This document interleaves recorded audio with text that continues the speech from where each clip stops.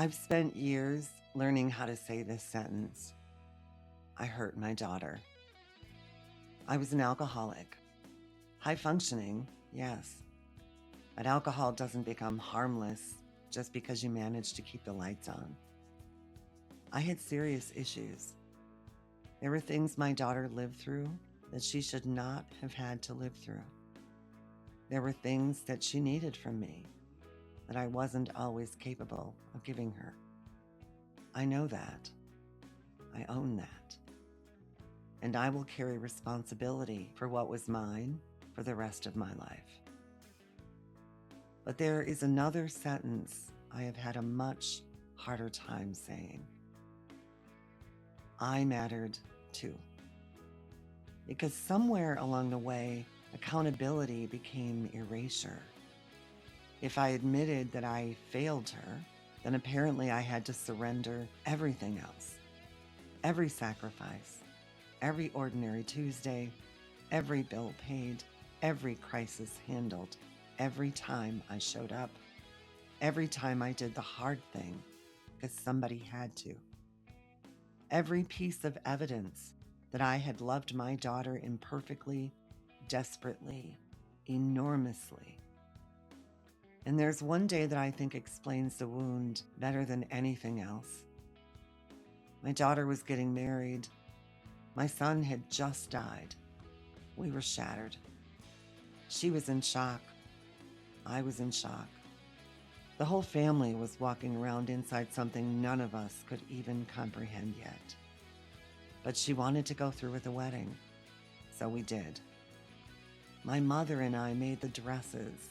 We made the wedding cake, a huge multi-layered ganache wedding cake with stairways and waterfalls and all the ridiculous, beautiful things you make when you love somebody and you're trying to give them a day they will remember forever.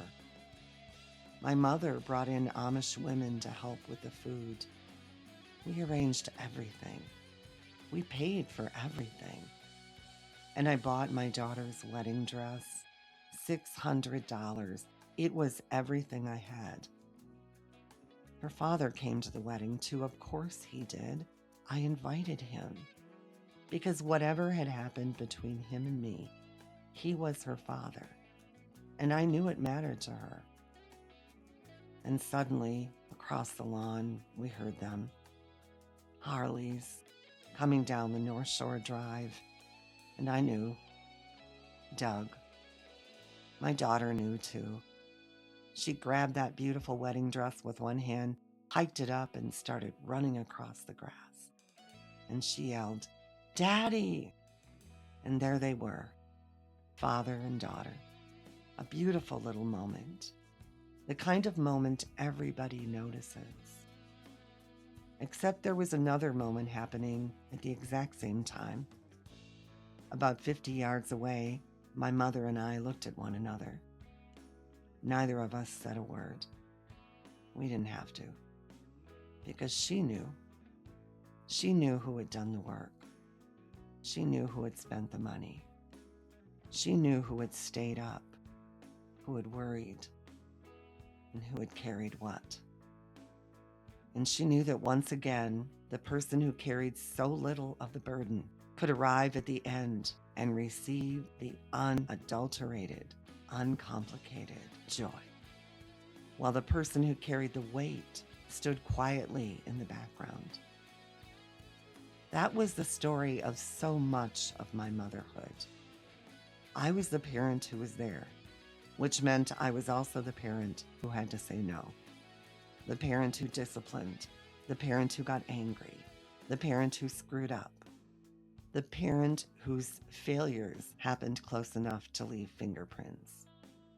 And maybe that's one of the cruel paradoxes of parenting. The parent who stays can become the parent the child has something to push against, while the parent who wasn't carrying the ordinary weight of raising that child can sometimes remain preserved in a much softer light. But here's what I need to be careful about. I don't tell this story because my daughter shouldn't have run to her father. She should have. She loved him. He was her daddy. That moment belonged to her. The wound wasn't that she loved him. The wound was realizing that love is not an accounting system. Children don't necessarily love us in proportion to what we sacrificed. They don't necessarily remember who paid the bill, who stayed awake, who made the cake, who swallowed their grief and somehow kept moving. And sometimes the person who carried the most doesn't get the kiss. Sometimes she gets the blame. And that's where I've struggled. Because I can accept responsibility for the mother I was, but I can no longer accept responsibility for the entire story. I will not make my alcoholism smaller. I will not rewrite the pain I caused. I will not demand forgiveness simply because I also suffered. But neither will I participate in my own disappearance. I was there. I loved her. I worked. I sacrificed. I failed. I tried again. I got things terribly wrong. And sometimes I got them beautifully right.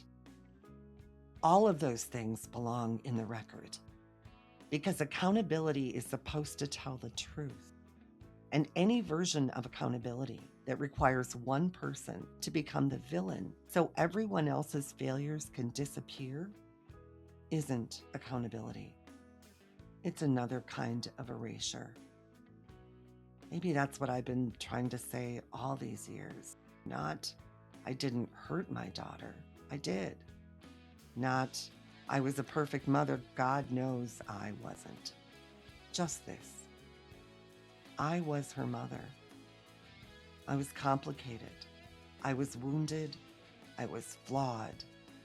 I was responsible for things I wish with everything in me I could go back and change. But I was also the woman standing on that lawn, the woman who made the wedding happen while grieving her son, the woman whose mother looked across 50 yards and understood everything without saying a word, the woman who kept showing up. And I am finally learning that accepting responsibility for my failures does not require me to erase my love. It does not require me to erase my sacrifices. It does not require me to erase myself. I can say I hurt my daughter, and I can say I loved my daughter. I can say I failed her, and I can say I showed up. I can hold all of it because all of it is true. And after all these years, there is one truth I am finally willing to say without apology. I mattered too.